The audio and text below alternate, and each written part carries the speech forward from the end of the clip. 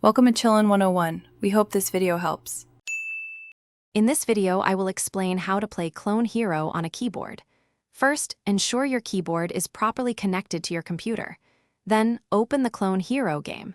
Once the game is running, head into the Settings menu.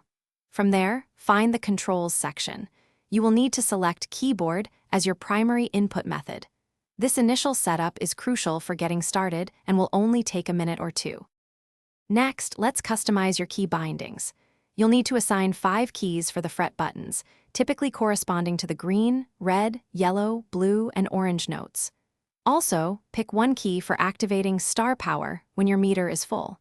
Many players find using keys on the left side of the keyboard, like ASD, to be very effective. Experiment to find a layout that feels comfortable and intuitive for your hands. Now for some essential gameplay tips.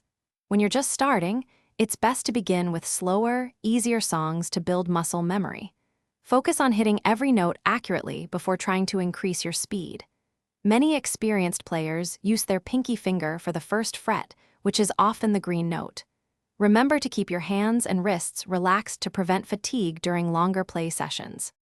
Finally, let's explore some advanced techniques to elevate your gameplay. Mastering tapping allows you to hit rapid note sequences without strumming. Practice hammer-ons and pull-offs to achieve smoother transitions between notes, improving your score and flow. Don't be afraid to experiment with different key layouts as you progress. Some players prefer alternative setups. Gradually challenge yourself with harder songs to continually improve your skills. Thanks for watching. Consider subscribing if we helped you.